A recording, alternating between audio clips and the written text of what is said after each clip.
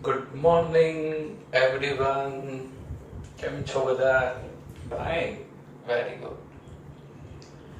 આજે ચેપ્ટર 2 નો last lecture.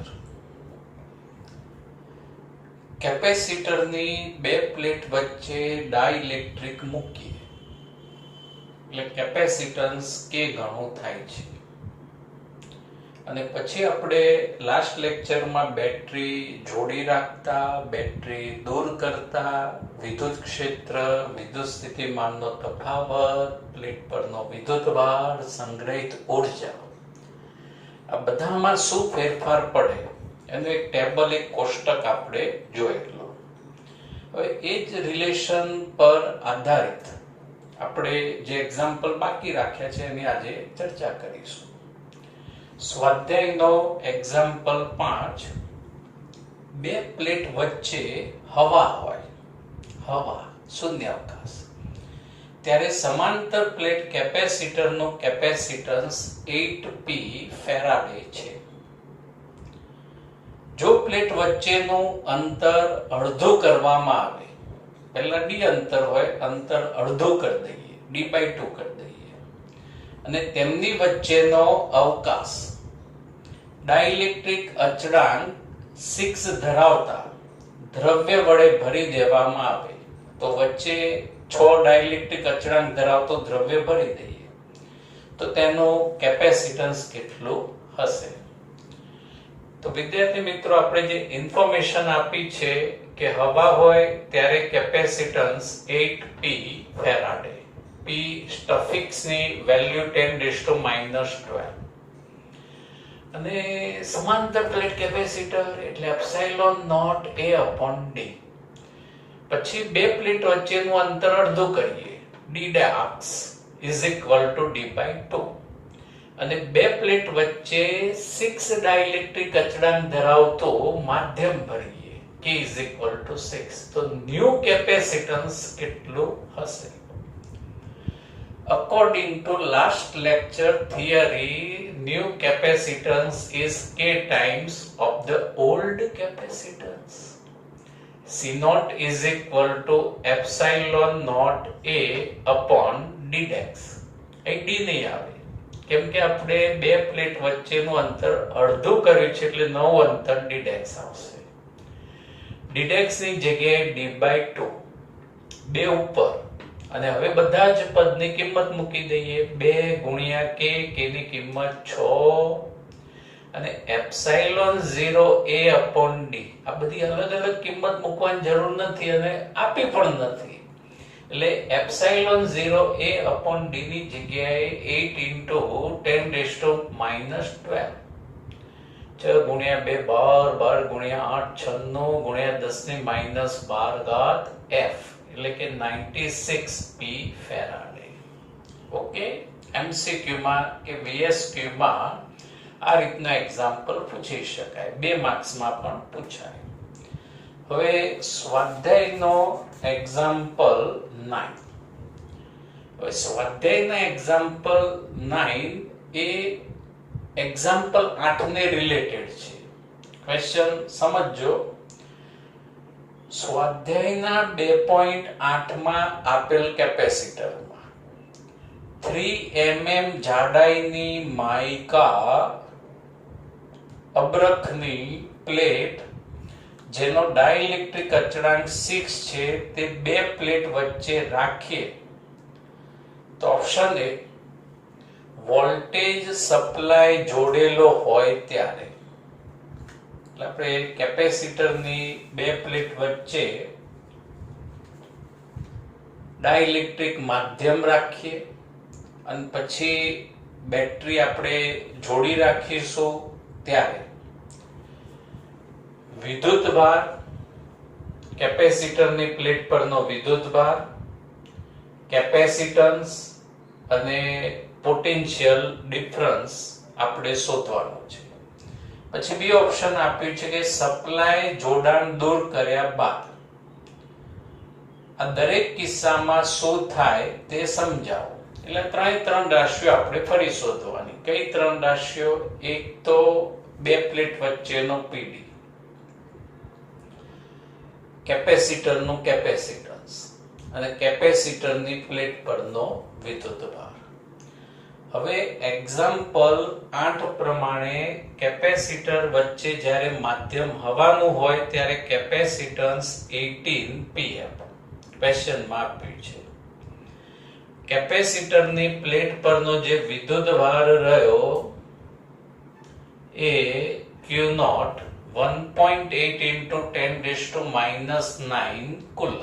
એ પણ ક્વેશ્ચનની અંદર વેલ્યુ આપી છે અને આપણે એક્ઝામ્પલ 8 માં વસ્તુ શોધેલી છે. અને એક્ઝામ્પલ 8 ની અંદર વિદ્યાર્થી મિત્રો જે બેટરી આપણે જોડીએ છીએ, જે સપ્લાય આપીએ છીએ એ સપ્લાય 100 વોલ્ટ છે, એટલે કેપેસિટરની બે પ્લેટ વચ્ચેનો પીડી પણ 100 વોલ્ટ છે અને વચ્ચે જે અબરખનું માધ્યમ રાખ્યું એનો ડાઇલેક્ટ્રિક અચળાંક 6 છે.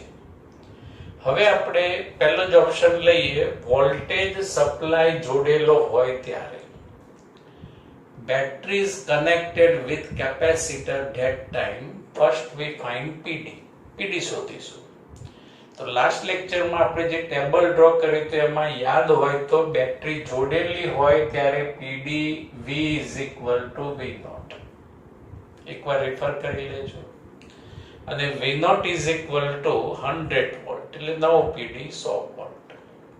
ઓકે, નવું કેપેસિટન્સ K times increase થશે એટલે KC0 K is equal to 6 and C0 is equal to 18 P 10⁻⁻12 એટલે 18 ગુણ્યા 6 108 P ફેરાડે લખી શકાય. હવે બેટરી જોડેલી હોય ત્યારે કેપેસિટરની પ્લેટ પરનો વિદ્યુતભાર શોધવાની વિદ્યાર્થી મિત્રો આપણી પાસે બે રીત છે. બંનેમાંથી કોઈ પણ એક રીત યોગ્ય તમે યાદ રાખજો.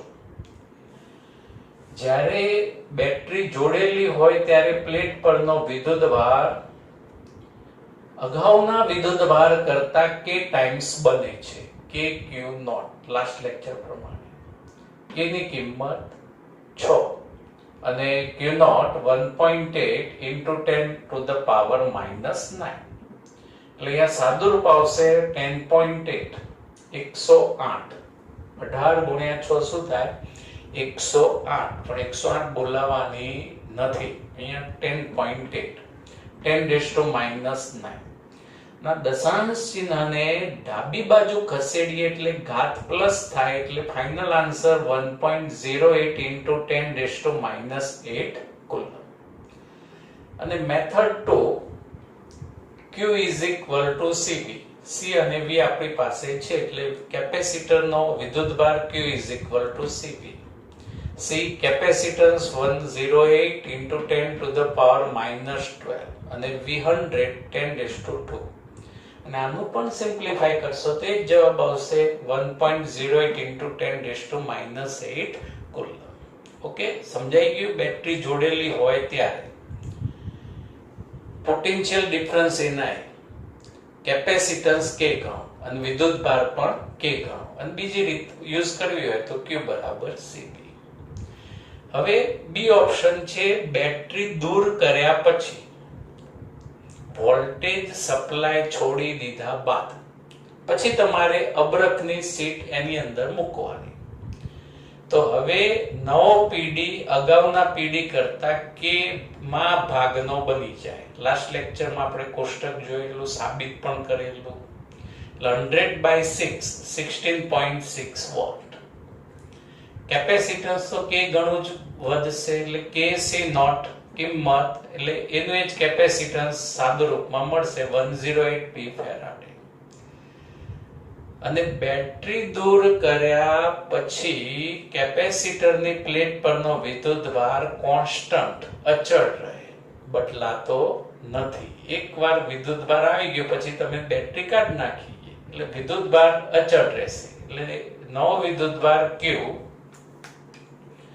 is equal to Q0 is equal to 1.8 into 10⁻⁹ coulomb. હવે 8 અને 9 બંને કમ્બાઈન 3, 4, 5 માર્ક્સમાં પૂછાય. અને આ જે બધા કોન્સેપ્ટ રહ્યા એ MCQ કે VSQ ની અંદર પૂછી શકાય. એટલે લાસ્ટ લેક્ચરમાં આપણે જે કોષ્ટકમાં રાશિઓના સંબંધ સમજાયેલા એ તમારે પ્રોપર યાદ રાખવા પડશે. હવે વિદ્યાર્થી મિત્રો, ઉદાહરણ 3 જે થિયરિકલ ઉદાહરણ છે અને એ આપણે સમજીએ. આકૃતિમાં A અને B માં ધન વિદ્યુતભાર અને આ ઋણ વિદ્યુતભારની વિદ્યુત ક્ષેત્ર રેખાઓ દર્શાવેલી છે. ધનનું વિદ્યુત ક્ષેત્ર બહાર, ઋણનું વિદ્યુત ક્ષેત્ર ત્રિજ્યાવર્તી અંદરની તરફ. હવે અહીંયા બે બિંદુ દર્શાવે છે વિદ્યુત ક્ષેત્રમાં, ધનમાં P અને Q, અને અહીંયા બે બિંદુ દર્શાવે છે A અને B. દેખાય બે બિંદુ PQ અને AB. ઓકે, હવે પહેલો ઓપ્શન આપણે સમજીએ કે વિદ્યુત સ્થિતિમાનનો તફાવત VP VQ અને VB VA ના ચિહ્ન જણાવો.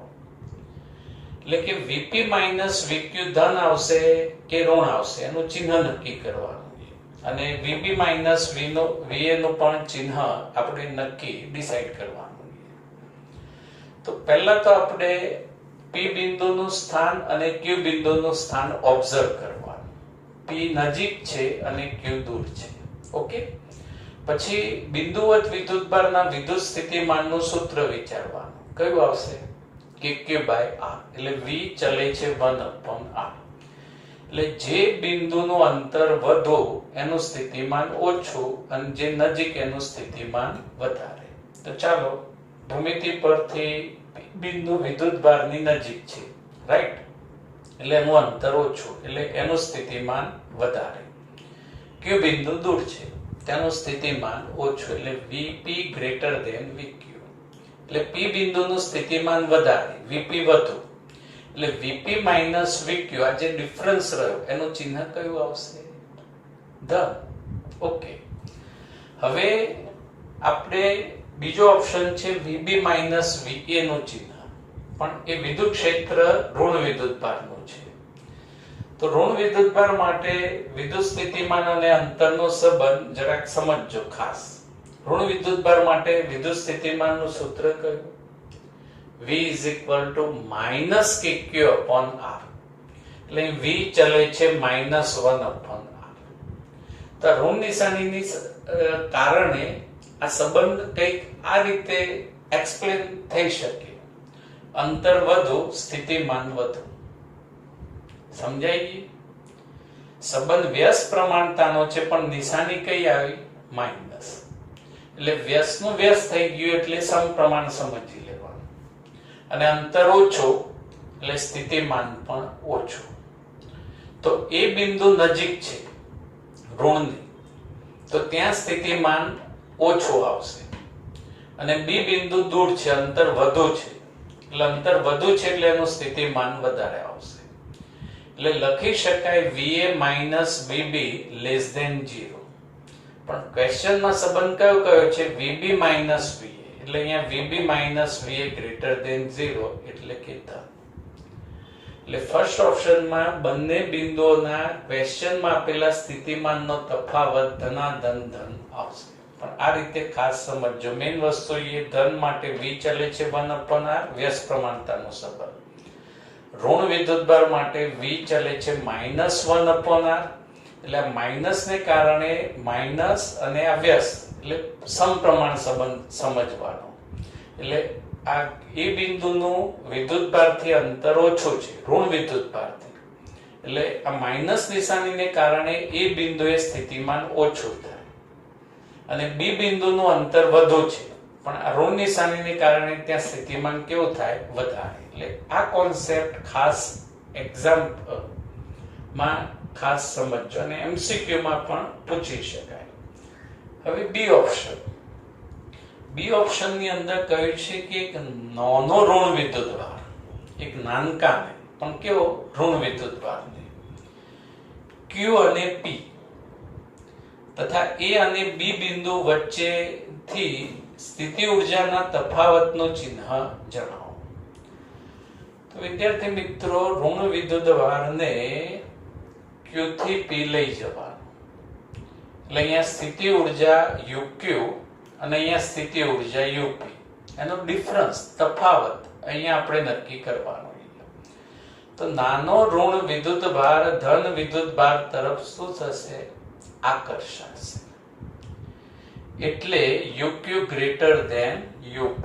સમજો કઈ રીતે અહીંયા લેખકો તમને સમજાવવા માંગે છે. આ Q બિંદુએ એક નાનો ઋણ વિદ્યુતભાર મૂકીએ. હવે ઋણ વિદ્યુતભારને તમારે પકડી રાખવો પડશે.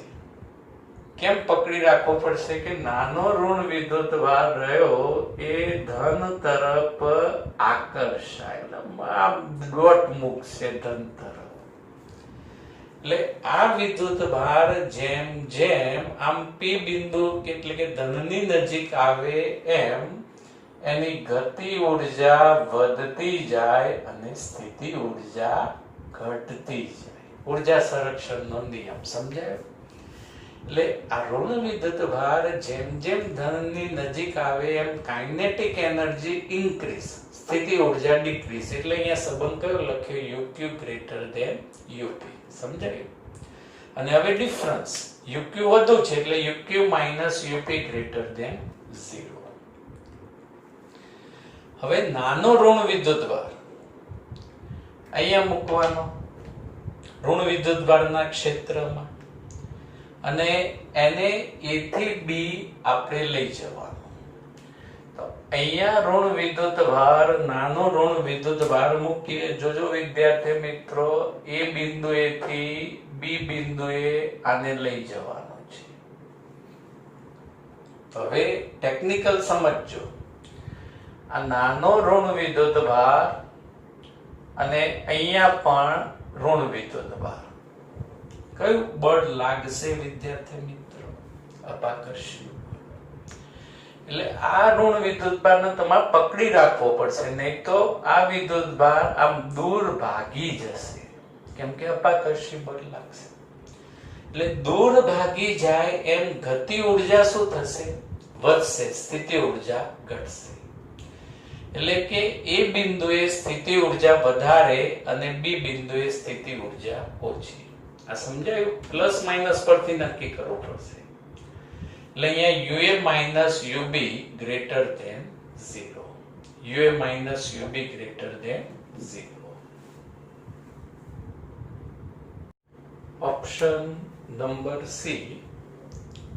ઓપ્શન C ની અંદર કહ્યું છે કે એક નાના ધન વિદ્યુતભારને Q થી P લઈ જવામાં ક્ષેત્ર વડે થતા કાર્યનું ચિહ્ન જણાવો. વિદ્યાર્થી મિત્રો, એક નાના ધન વિદ્યુતભારને, આ નાનો ધન વિદ્યુતભાર, નાનો ધન વિદ્યુતભાર ને Q થી P તરફ લઈ જવામાં આવે તો ક્ષેત્ર વડે થતા કાર્યનું ચિહ્ન જણાવો. વિદ્યાર્થી મિત્રો, અહીં બે બળ લાગશે. એક તો બાહ્ય બળ, કેમ કે આપણે Q થી P જવું હોય તો આ ધન ધન વચ્ચે કયું બળ લાગશે? અપાકર્ષી બળ. એટલે નાનકો ધન જશે નહીં. આપણે કહીશું કે ઝાલ્યા P પર, પણ જશે નહીં. એટલે આપણે બાહ્ય બળ વડે શું કરવું પડશે? કાર્ય ધક્કો મારવો પડશે. પણ એ કાર્ય વિદ્યુત ક્ષેત્રની તો કઈ દિશામાં થયું? વિરુદ્ધ દિશામાં. વિદ્યુત ક્ષેત્ર ના પાડશે કે ભાઈ એ અપાકર્ષી બળ લગાડશે. એટલે અહીંયા વિદ્યુત ક્ષેત્રની વિરુદ્ધ કાર્ય થતું હોવાથી કાર્ય શું આવશે? ઋણ આવશે. એટલે એક નાના ધન વિદ્યુતભારને Q થી P તરફ લઈ જવામાં બાહ્ય પરિબળને, બાહ્ય પરિબળ એટલે આપણે જે બાહ્ય બળ લગાડવું પડ્યું વિદ્યુત ક્ષેત્રની વિરુદ્ધમાં કાર્ય કરવું પડે. તેથી ક્ષેત્રએ કરેલું કાર્ય ઋણ આવે. અને જો બાહ્ય પરિબળનું કાર્ય કયું હોત? તો એ ધન આવે. ખ્યાલ આવ્યો આમાં? ક્વેશ્ચનમાં શું કહ્યું? વિદ્યુત ક્ષેત્રે કરેલા કાર્યની નિશાની જણાવો. એટલે વિદ્યુત ક્ષેત્રની તો વિરુદ્ધ કાર્ય થાય એટલે નિશાની ઋણ આવશે. ઓપ્શન ડી, એક નાના ઋણ વિદ્યુતભારને બી થી એ લઈ જવામાં બાહ્ય બળ વડે થતા કાર્યનું ચિહ્ન જણાવો. સમજો બાળકો, આ નાનો ઋણ વિદ્યુતભાર એને બી થી એ લઈ જવામાં આવે. બી થી એ લઈ જવામાં આવે તો બાહ્ય બળ વડે થતા કાર્યનું ચિહ્ન જણાવો. હવે તમને એમ થાય કે સાહેબ અહીંયા એક ઋણ જ આવશે. કેમ ઋણ આવશે? કેમ કે અહીંયા માઇનસ માઇનસ અપાકર્ષી બળ લાગશે. પણ ક્વેશ્ચનમાં વિદ્યાર્થી મિત્રો શું કર્યું? બાહ્ય પરિબળ વડે થતા કાર્યનું ચિહ્ન જણાવો. એટલે અહીંયા તમે ધક્કો મારતા મારતા અહીંયા એ સુધી જશો એટલે તમારું સ્થાનાંતર અને બાહ્ય પરિબળ એટલે કે બાહ્ય બળ ની દિશા એક જ થાય. એટલે બાહ્ય પરિબળ કયું હોવાથી કાર્યની નિશાની કઈ આવશે? ધન. અને જો આ જ ક્વેશ્ચનમાં વિદ્યુત ક્ષેત્ર વડે થતું કાર્ય કયું હોત તો નિશાની કઈ આવે? ઋણ. આ સમજાય? બાહ્ય પરિબળ વડે થતું કાર્ય ધન આવશે. હવે ઈ ઓપ્શન, બી થી એ જવામાં નાના ઋણ વિદ્યુતભારની ગતિ ઉર્જા વધે કે ઘટે નક્કી કરો. વિદ્યાર્થી મિત્રો લોજિકલ છે. બી થી એ જાઓ આ ઋણ વિદ્યુતભારને એટલે તમે કયું બળ નો સામનો કરવાના? અપાકર્ષી બળનો. એટલે તમારે બાહ્ય બળ વડે ધક્કો મારતા મારતા એને એ સુધી લઈ જવો પડે. ચાલ એ સુધી, ચાલ એ સુધી. તો આવી સ્થિતિમાં એની ગતિ ઉર્જામાં શું ફેર પડે? તો ગતિ ઉર્જા ઘટશે કેમ કે અપાકર્ષી બળ લાગે. એટલે ગતિ ઉર્જા વેગ એનો ઘટવાનો, ગતિ ઉર્જા ઘટશે. અને જો સ્થિતિ ઉર્જા કઈ હોય તો સ્થિતિ ઉર્જા શું થાય? વધે. કેમ કે આપણે જે પણ વિરુદ્ધ કાર્ય કરીશું એ એની અંદર ઉર્જા સ્વરૂપે સંગ્રહાય. ઉદાહરણ નંબર 3. બીજા કેટલાક થિયરિકલ એક્ઝામ્પલ છે એ તમે સ્વપ્રયત્ને કરી શકશો. અને આ સિવાય કોઈ થિયરી કે ચાલેલા એક્ઝામ્પલમાં કોઈ ડાઉટ્સ હોય તો મારા વોટ્સઅપ નંબર પર તમે મેસેજ કરજો. અને નેક્સ્ટ લેક્ચરથી ચેપ્ટર નંબર 3 આપણે શરૂ કરીશું. Thank you. Have a nice day.